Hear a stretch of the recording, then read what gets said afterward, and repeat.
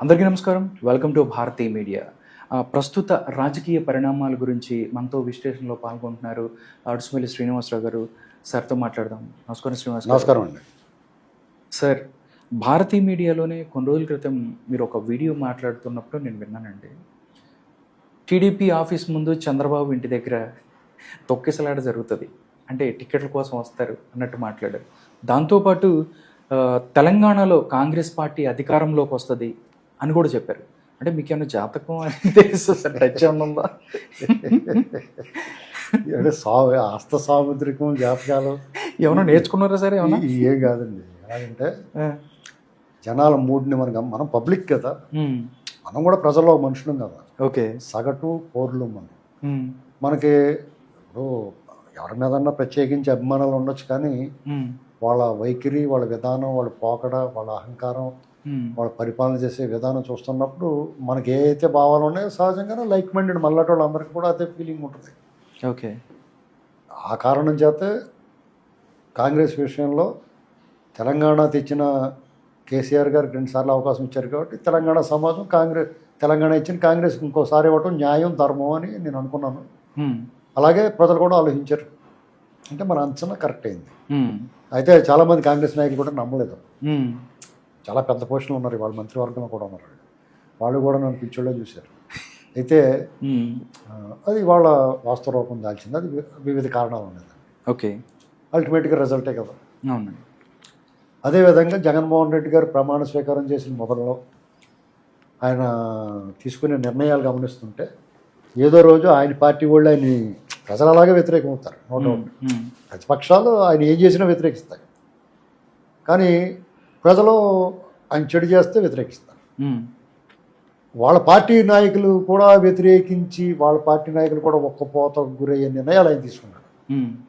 అంటే వాళ్ళు చెప్పలేకపోవచ్చు, ప్రజలు మాట్లాడలేకపోయారు. ప్రతిపక్షాలు కూడా మా గొంతెత్తితే గొంతు నొక్కారు. గృహ నిర్బంధాలు, దుర్మార్గాలు, నిరసన కూడా చేయనివ్వకుండా వాళ్ళని అనేక ఆటంకాలు, అడ్డంకులు, వాళ్ళ సభలు కూడా పెట్టుకుని ఉంటుంది. సభలకు కూడా అనుమతి ఏమన్నంత నీచమైన స్థితికి జారిపోయింది పరిపాలన.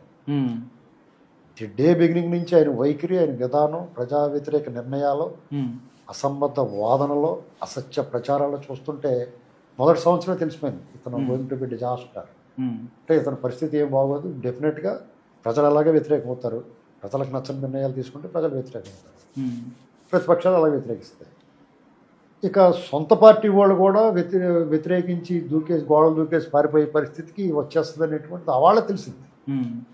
అయితే వాళ్ళు ఎందుకు మాట్లాడరు, ఎందుకు మాట్లాడతారు? వాళ్ళ విధానం మామూలుగా రాజకీయ పక్షాల్లో ఉందా?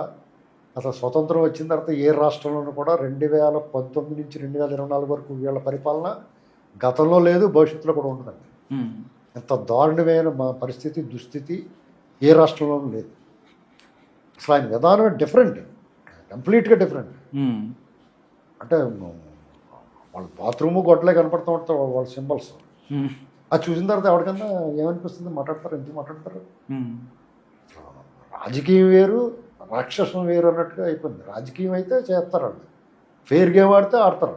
వాళ్ళ కంప్లీట్ ఫౌల్ గేమ్ ఆడుతున్నారు, దౌర్జన్యం చేస్తున్నారు.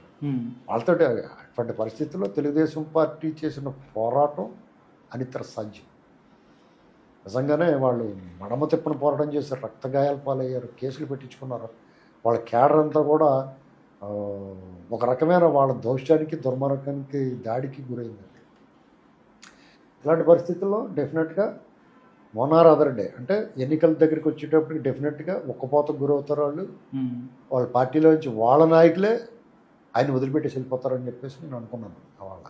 అది వాళ్ళ నిజమవుతుంది. ఎందుకంటే చంద్రబాబు నాయుడు గారు ఇంటి ముందు ఆ పార్టీ ముందు గ్యారంటీగా తొక్కిసినట్టు జరుగుద్ది పార్టీలో జాయినింగ్స్ కోసం అనిపించింది నాకు చూస్తుంటే. అదే జరుగుతుంది, ఇంకా జరుగుతుంది. అసలు మీకు పోలీసులను పెట్టి కంట్రోల్ చేయాల్సిన పరిస్థితి కూడా. ఎందుకంటే గ్రామాల ఊళ్ళు, మండలాలు, నియోజకవర్గాలు జనాలు వచ్చి సామూహికంగా జాయిన్ అయిపోతారు. ఇంకా అంటే ఇలా ఇండివిజువల్గా వీళ్ళు జెండాలు వేయలేరు కాబట్టి అందరికీ చేతులు ఎప్పేటత్తాయి మెడలో జెండాలు వేయలేక. అంచేత ఏం చేస్తారంటే అందరికీ కలిపి ఒకే పెద్ద మీటింగ్ సామూహిక వివాహాలు చేస్తారు చూడండి. అలాగే ఇలా అక్కడ పెట్టేసాడు అందరినీ ఒకేసారి ఒక్క దెబ్బతోటి లాగేసుకుంటారు. జగన్మోహన్ రెడ్డి గారి పార్టీలో ఇలా జాయిన్ అయ్యి ఉన్నవాళ్ళు జాయిన్ అవగా మిగిలిన వాళ్ళందరూ కాంగ్రెస్లో పోతారు. ఉమ్. ఆయన సజ్జల రామకృష్ణారెడ్డి ఇలాంటి 2 పుంజుల మంది మిగులుతారు. పుంజి అంటే 4 అంటారు మా చెప్పి. ఓకే. 2 పుంజుల మంది ఒక 8 మంది 10 మంది మిగులుతారు అంతే. ఓకే. వాళ్ళంతా కలిపి నేరుగా జైలుకి వెళ్ళిపోయి అసలు చపాతీలు చేసుకుని కూర్చున్నారు. ఇది పరిస్థితి. ఉమ్. అంటే ఇందులో పెద్ద బ్రహ్మ విద్య కాదండి. ఎవరికైనా బుర్ర, బుద్ధి, జ్ఞానం, వివేకం, విజ్ఞానం ఉన్నవాడు ఎవరికైనా తెలిసిపోతుంది. కళ్ళ ముందు కనపడుతుంది దుర్మార్గం అది చూస్తుంది. కాక మీరు కూడా ప్రజల్లో తిరుగుతూ ఉంటారు కాబట్టి వాళ్ళు ప్రజల్లో మీరు ఫీల్ అవుతున్నారు కదండి. ఆ సఫకేషన్, ఒక్కపోత ఉమ్. మీకు తెలియట్లేదా? ఇప్పుడు రాష్ట్రం ఏమైపోతుందో మన కళ్ళు లేవా, చూడలేదా? అవును. ఇప్పుడు ఇంకా అతనే వస్తాడో, బుద్ధి లేకుండా మాట్లాడలేదు. ఎలా వస్తాడు? ఏం చేసాడని వస్తాడు? సంక్షేమం చేస్తున్నాడు, సంక్షేమం వాళ్ళు బాబుస్వామి చేస్తున్నాడా? ఎవడనంతే. ఉమ్. ఏ ఏ రాజకీయ పార్టీ అని వాళ్ళు బాబుస్వామి వాళ్ళు సంపాదించిన వాళ్ళ తాత ముళ్ళు ఏమి ఇవ్వరు కదా. ఉమ్. ప్రజల సొమ్ముతోటి ప్రజలకు కట్టిన పన్నుల నుంచి దాన్ని పంచుతారు. ఉమ్. కొంచెం ₹1 ఎక్కువ తక్కువ ఉంటుంది. గతంలో రామారావు గారు 35 రూపాయలు ఇచ్చేవాడు. ఉమ్. తర్వాత 200 అయింది మెల్లమెల్లగా. సార్. చంద్రబాబు గారు 1000 ఇచ్చాడు, తర్వాత 2000 చేసాడు, ఈయన 3000 చేసాడు మెల్లగా ఈ 5 ఏళ్లలో. రేపు వచ్చేవాళ్ళు 4000 ఇస్తారేమో. తెలంగాణలో ఇస్తా అంటారు కదా 4000. అంచేత అది డైనమిక్ కదా, అలా మారుతూ ఉంటుంది. ఓకే. సంక్షేమం ఎక్కువ తక్కువ ఉంటుంది అంతే. ఒకనొకప్పుడు ఇల్లు కావాలంటే స్థలం ఇచ్చి 4 ఎదురుగారులను 4 తాటాకులు ఇచ్చేవారు వేసుకోండి అని. తర్వాత ఇప్పుడు కట్టించి పెడుతున్నారు. అదే జరుగుద్ది అంతే అండి. ఉమ్. అంచేత దాన్నే బేస్ చేసుకోకూడదు. నువ్వు సమాజం అందరికీ ఉపయోగపడేలాగా, ఈ సమాజంలో ఈ ప్రజలందరికీ మేలు జరిగేలాగా వాళ్ళ భవిష్యత్తు గురించి కూడా ఆలోచించాలి నాయకుడు అన్నా ఉంటుంది. ఉమ్. అంతేగా నీకు పదవి వచ్చింది కదా అని చెప్పేసి నువ్వు పెత్తనం చేద్దాం, నువ్వు డబ్బులు సంపాదించుకుందాం అని ఆలోచించడం దుర్మార్గం. అది నిన్ను నమ్మి ఈ రాష్ట్రానికి ప్రతినిధిగా నేను ధర్మకర్తగా నేను నియమించారు వాళ్ళంతా. నువ్వు అందులో చిగుళ్ళు కోసుకుని తింటే తప్పులేదు, మొదలు నరికేయకూడదు కదా. చెట్లు పీకేసి సాధారణంగా దాన్ని అవాయిడ్ చేయలేము. ఉమ్. మిమ్మల్ని ఒక గుడి ధర్మకర్త కింద నియమించారనుకోండి, అవును. ఆ గుడిలో ప్రసాదం కొంచెం ఎక్కువ చేయబోయా అని చెప్పి పట్టుకుపోతారు ఇంటికి. అవును. సహజం అది. సరే. మీకు కావాల్సినోడు కొంచెం ఎక్కువ పెట్టిస్తారు, ఉమ్. లేదా మీకు బాగా తెలిసినోడు దర్శనాలు బాగా చేయిస్తారు, ఉమ్. లేదా మీకు డబ్బులు లేకుండా దేవుడి మీరేం డబ్బులు ఇవ్వకపోయినా కానీ దేవుడి మెడలో దండ తీసి మీ మెడలో వేస్తారు. ఇలాంటివి ఏమైనా కొంచెం మేలు పొందొచ్చు, గుడి మొత్తం ప్రివిలేజెస్. అంతేగాని మొత్తం గుడిలో విగ్రహాలు గట్రా ఈ దేశాలు కమ్మేసుకోకూడదు కదా. ఇది చేస్తున్నారు వాళ్ళు. ఉమ్. ఇసుక దోపిడీ, మద్యం దోపిడీ, భూమాయ, భూదందాలు, వ్యాపారాలు లాగేసుకోవడం. ఉమ్. ఇప్పుడు ఎన్ని సక్రమంగా చేసుకున్నాం. మద్యం విషయంలో ఆరోగ్యానికి హానికరం కదండి, అవునండి. భయంకరమైనది. నేను హాస్పిటల్లో చూడండి, మీరు ప్రభుత్వ హాస్పిటల్లో, ప్రైవేట్ హాస్పిటల్లో మీరు గమనించండి. ఉమ్. బడుగు బలహీన వర్గాలు, దళిత సమాజం నుంచి ఎంతమంది అయితే హాస్పిటల్స్లో ఉన్నారో, ఓకే. ఉమ్. ఎంత ఇబ్బంది పడుతున్నారో ఆరోగ్యం. చాలామంది ఇబ్బంది పడుతున్నారు. అవును. అదే కాకుండా ఉపాధి యువత ఏమైపోయారు, గంజాయి కావాలంటే పడిపోతున్నారు. ఉద్యోగాలు లేవు, వాళ్ళ చేతి నిండా పని ఉంటే దుర్వ్యసనాలకు వైపు వెళ్ళే ఆలోచన ఉండదు. వాళ్ళకి ఆ కెరీర్ మీద దృష్టి పెడతారు. ఓకే. కంపెనీలు నెలగొట్టేశారు, సంపద సృష్టించడం మానేసి అప్పులు తెచ్చి నువ్వు ఏంటిది ఎవరు ఇప్పుడు తెచ్చిన అప్పులు సక్రమంగా ఉపయోగిస్తే కూడా నువ్వు ఎస్టాబ్లిష్మెంట్ మౌలిక వసతులు కల్పించవచ్చు కదా, ఇన్ఫ్రాస్ట్రక్చర్ ఏర్పాటు చేయొచ్చు కదా. ఏం చేసావు? నువ్వు తెచ్చిన అప్పులు అంతా ఏమైపోయింది? అందులో పెద్ద స్కామ్ ఉంటుంది. వచ్చే ప్రభుత్వం దాని మీద దర్యాప్తు చేస్తే 3 వంతులు దొబ్బేసి ఉంటారు వాళ్ళు. కాబట్టి ఇవన్నీ చూసిన తర్వాత మనకు సహజంగానే అనిపిస్తుంది, ఇతను రాజకీయ ముఖ్యత్వం మీద ఉండడం. ఆ లెక్క ప్రకారం జనాలు తొక్కిసలాట, జనాలు పార్టీలో జాయిన్ అయిపోవడం సహజంగానే జరుగుతాయి ఎన్నికల ముందు. ఇప్పుడు బాగా ఎక్కువ జరుగుతుంది. అయితే రాష్ట్రంలోని, ఆంధ్రప్రదేశ్లోని రాజకీయ పక్షాలు ఆలోచించాల్సిన ఒక ముఖ్యమైన విషయం ఏంటంటే, గతంలో ఎప్పుడూ లేని విధంగా రాజకీయాలు మారిపోయినాయి ఆంధ్రప్రదేశ్లో. అంటే అధికార పక్షము, ప్రతిపక్షం ఒకళ్ళనొకళ్ళు విమర్శించుకోవడం, విధానాల పట్ల విభేదించడం ఉండేది. ఇప్పుడు వ్యక్తిగతంగా వెళ్ళిపోయి దాడులకి, దుర్మార్గాలకు, జుగుప్సాకరమైన భాష వాడతా అసలు సభ్య సమాజం తల ఉంచుకునేలాగా చెవుల్లో దూది పెట్టుకునేలా చేస్తున్నారు. అంటే ఎంత దిగజారిని అంటే అసలు అబద్ధాలు ఆడడానికి అస్సలు వెనకాట్లేదు. ఎంత మాట అయినా, ఎంత వాడినైనా సరే అంటున్నారు. వయసుకి, హోదాకి, వాళ్ళ సీనియారిటీకి ఏం ఇవ్వట్లేదు. వాళ్ళే రాజకీయ నాయకులు వాళ్ళే గౌరవించుకోకపోతే, ఒక ముఖ్యమంత్రి గారు ఒక ప్రతిపక్షంలో ఉన్న నాయకుడిని పెళ్ళిళ్ళ గురించి మాట్లాడతాడు, పత్రికల గురించి మాట్లాడతాడు, వాళ్ళే నా ప్రత్యర్థులు అంటాడు. ప్రజలకి నేను భరోసాగా ఉంటానంట మానేసి ప్రజలు తనకు భరోసాగా ఉంటాడు. తన పార్టీ ప్రతినిధిని నమ్మకుండా తను 5,000 ఇచ్చి ఓ సైన్యంలో తయారు చేసిన వాలంటీర్ల మీద ఆధారపడుతున్నాను, మీరే నాకు దిక్కు అంటాడు. అసలు ఎట్టిపోతున్నాం మనం. అసలు నువ్వు నిజంగా బాగా చేసి ఉంటే ఇవి ఎమ్మెల్యేలు అటు ఇటు ట్రాన్స్ఫర్ చేయాల్సిన అవసరం నీకేముంది?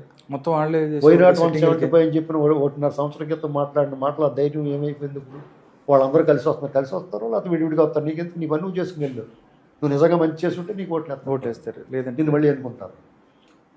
కానీ ముక్త కంఠంతో రాజకీయ పక్షాలు వాళ్ళ పార్టీ వాళ్ళతో సహా అన్ని రాజకీయ పక్షాలు అతను వ్యతిరేకిస్తున్నాయి. కొంతమంది వ్యక్తులు, స్వార్థపరులు, దుర్మార్గులు, నీచులు, సంఘ వ్యతిరేక శక్తులు, యాంటీ సోషల్ ఎలిమెంట్స్ మాత్రమే అతను సమర్థిస్తున్నారు వివిధ పార్టీలో ఉన్నవాళ్ళు. మళ్ళీ అతనే వస్తాడన్నవాడు అత్యంత బుద్ధిహీనుడు. ఎలా వస్తాడో చెప్పాలి. దౌర్జన్యం చేసి, దుర్మార్గం చేసి, లేకపోతే డబ్బులు పంచి వస్తాడని అనుకుంటున్నారు వాళ్ళు. నెవర్ జరగదండి. దానికి తగ్గట్టుగా వీళ్ళు ప్రిపేర్ అవుతున్నారు. ఒక అదురు ఉంది. ఎందుకంటే ప్రధాన ప్రతిపక్షంగా తెలుగుదేశం పార్టీకి ఒక అదురు ఉంది. మొత్తం దుర్మార్గం చేస్తాడని దాన్ని ఎలా ఎదుర్కోవాలి. అయితే దాన్ని ఎదుర్కోవడానికి ఒకే ఒక మార్గం ఉంది. గతంలో ఆంధ్రప్రదేశ్లో ఎన్టీ రామారావు గారు పదవీచ్యుతుడైన 1984లో మొత్తం దేశంలో ఉన్న అన్ని రాజకీయ పక్షాలు కూడా లెఫ్ట్ రైట్, వామపక్షాలు, బీజేపీ అందరితో సహా ఒకే వేదిక మీద వచ్చి పోరాడారు. ఓకే, ఇప్పుడు కూడా ప్రజాస్వామ్య పరిరక్షణ ఉద్యమం జరిగింది. ఇప్పుడు ప్రజాస్వామ్య పరిరక్షణతో పాటు రాజ్యాంగ చట్టాన్ని కూడా రక్షించే ఉద్యమం జరగాలి. అది ఒక ఎన్నికల రూపంలో, ఓట్ల రూపంలో నిరసన తెలియజేయాల. ఈ రాష్ట్రం భవిష్యత్తు, యువత తరాల భవిష్యత్తు గురించి, ఆరోగ్యం గురించి పోరాడాల.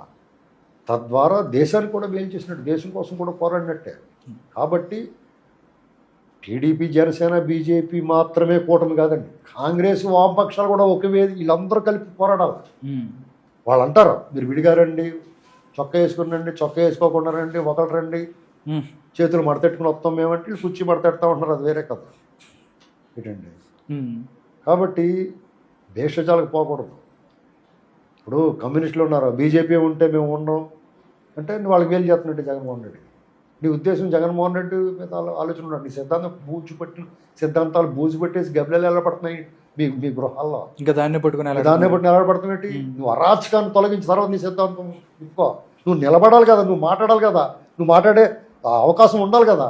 అవన్నీ ఉండాలంటే నీ సిద్ధాంతాలు నువ్వు ప్రజలకు చెప్పాలంటే వీళ్ళు ఉండకూడదు. రాజకీయ ముఖ్యత్వం ఆ చూపి ఆనవాళ్ళు ఉండకూడదు. అలా చేయాలంటే వీళ్ళందరూ కలిసి